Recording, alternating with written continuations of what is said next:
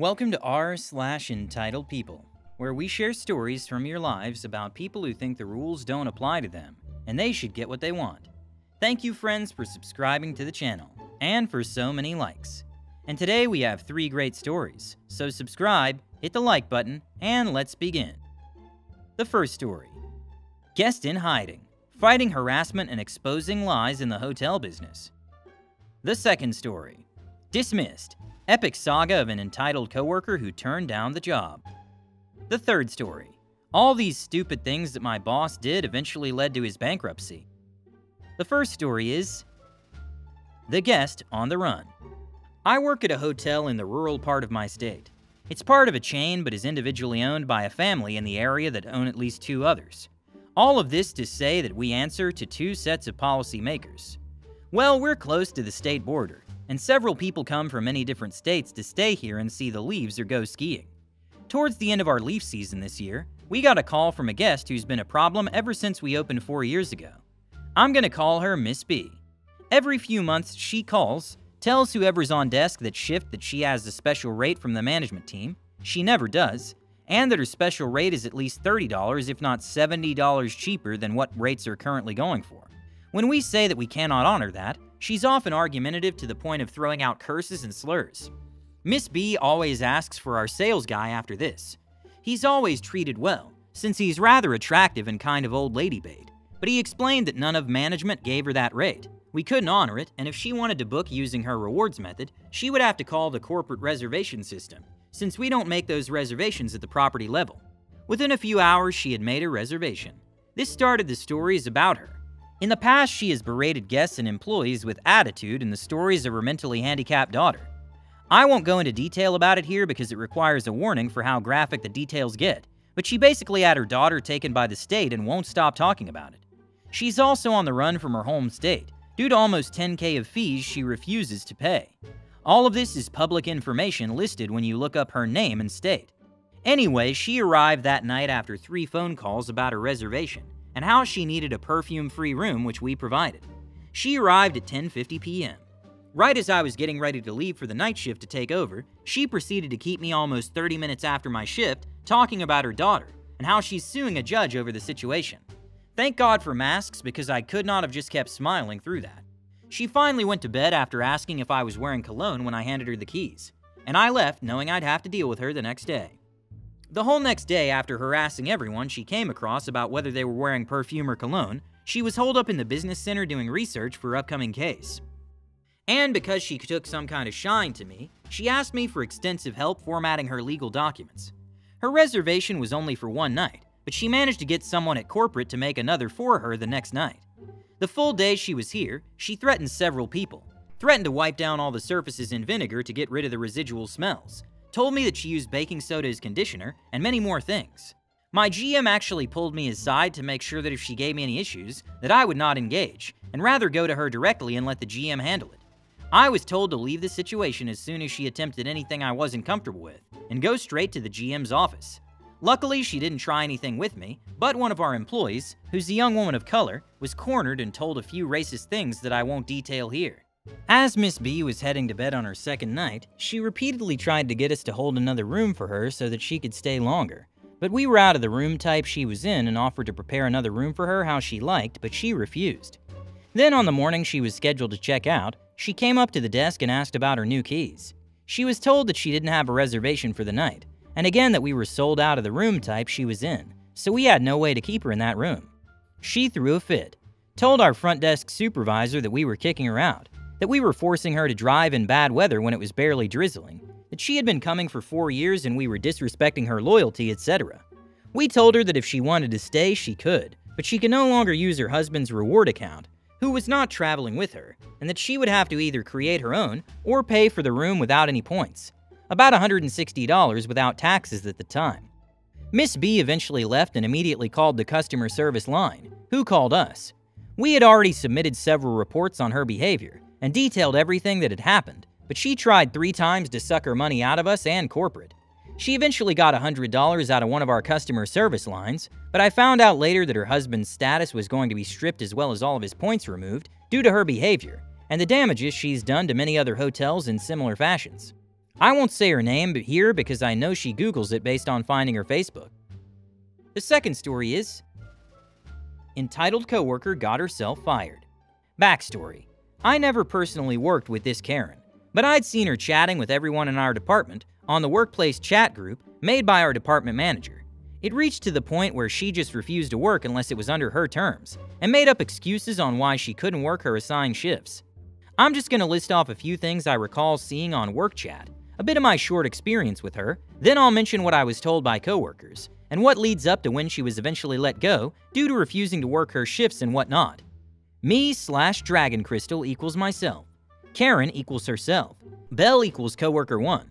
Bella equals coworker 2. Derry equals coworker 3. Zelda equals manager on duty 1. Jane equals manager on duty 2. Karen, hey, anyone want Thursday off? I can take your shift and you can get the day off instead. Belle, sure, you can take my 11 a.m. to 5 p.m. shift. Karen, actually I meant the night shift. Belle, oh okay, that's fine, but I'm still leaving it open for grabs because I've got things to do and can't make it.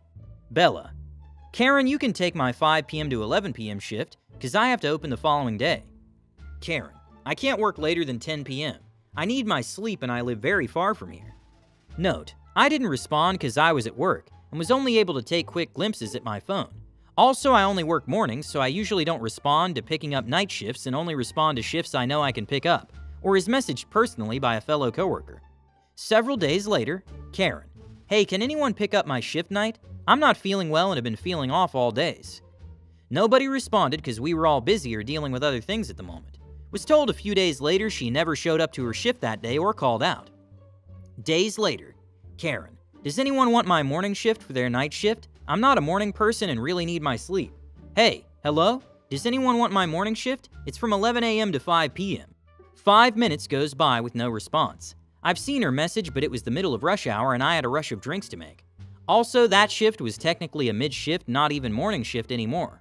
I know because I'm scheduled that shift several times. Karen, wow, so that's how it's gonna be. If nobody wanted my shift, then just say it. Don't just ignore me like that. Rude. She unsends the message before saying, oh sorry, I didn't type that. It was my sister who wrote that last part. Sure, Karen. Now comes my short experience with her. First day, she was supposed to be my night replacement along with Bella. It was a bit busy, so I stayed a few minutes behind to help Bella catch up on drink orders, before noticing Karen is yet to show up. So I went to Zelda and told her, hey, Karen hasn't shown up yet and it's past my out time. Did you want me to stay and wait or can I head out? Zelda, give me 2 minutes and I'll give Karen a call. Me, not worried about it, agreed and went back to helping Bella again. It's about 15 minutes after my shift and Bella's all caught up with drinks and told me I can head out. Until Karen arrives, so I approached Zelda to see Karen's status. Zelda, so I called Karen and she's currently stuck in traffic. If Bella's all caught up with drinks, you can head out. I confirmed that I just helped Bella get caught up with everything, and Zelda gives me the okay to leave for the day. Day 2, Karen again pulls the same thing, claiming she was again going to be late due to being stuck in traffic. Luckily, that day was a very slow day, and I was allowed to leave on time as soon as Belle arrived to replace me. Now is when she was fired. Derry told me after I found out Karen was fired that she'd never actually want to run any drinks except 1 or 2 the entire shift, and would always be on her phone or wandering off somewhere to hide, until managers intervened to get her back to work. Then she'd refuse to assist with bringing dirty dishes down to be washed, and make everyone else do it instead, as well fake to not be feeling well right after clocking in for work, then getting sent home, as well as picking up shifts and then just not showing up to them or claiming, I overslept and didn't hear my alarm, or I misread my schedule and thought I was working tomorrow, while again pulling another no-call, no-show. Management had enough and fired her along with several other people too. One whom I'll mention was caught sleeping on the job and smugly said to a fellow coworker, you owe me for making me have to bring these dishes downstairs to be washed, when she and several other people were having upset stomachs due to something they ate for lunch at evening. She didn't owe him nothing. He was sleeping on the job and she was doing all the work. She was perfectly fine after a few hours and still works there. The third story is stupid things my boss did and said. My former boss said and did a lot of dumb SH. Here are some of my favorites. Didn't pay the electricity bill, so we had to send everyone home because we couldn't do anything. This was a coding school for kids. He would often walk into my classroom, turn on the lights and leave, because it looked better for the parents. It was literally impossible to see the projected screen with the lights on. He installed an alarm on the computer that kept the records from the video cameras. Why that was even on site was completely beyond me, but worse yet, he messed up the installation. So the D thing kept going off at random when no one was near it. Boss hired a manager but didn't give them any real autonomy. We'd complain to the manager, they'd take it up to the boss, whom would ignore it. Eventually, he noticed that the manager was a waste of time and money, and decided to manage everything himself. That's what broke the company in the end. He kept on disrespecting all his teachers, whom would then leave without warning just to spite him. All those teachers' kids fell on my back, which gave me all the power, so he couldn't do the same for me. One time he decided to play and refused to pay me on time, so I just went home for a couple of days.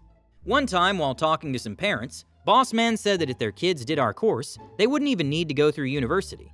Imagine thinking your cash grab scam of a coding course for kids would ever hold a candle to a professional IT course from any backyard university. Said parent just scoffed and walked away without a word. One time, one of my coworkers had a car accident on his way to work and called up to inform the boss that he wouldn't be able to make it, since he was going to have to deal with and go to the hospital and all. Boss was livid that the guy would miss work and demanded he show up to work. Dude just showed up later that day, grabbed his stuff and never returned. On certain days I would teach at a regular school. Things were very strict there, as this was my city's most expensive school. One time, one of the parents took a picture of me using my cell phone during class, which was forbidden by the school's rules. The parent then complained about it to the school, whom complained about it to my boss and demanded we show up to a meeting. We arrived there and I have to let this woman rail me for like 20 minutes nonstop.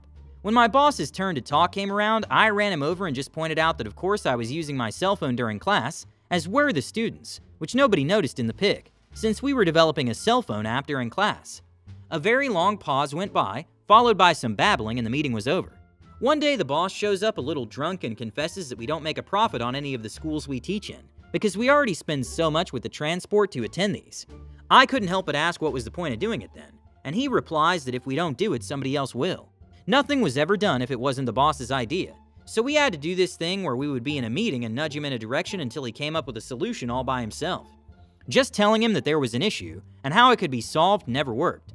This became very tiresome very fast, so people just started letting it burn.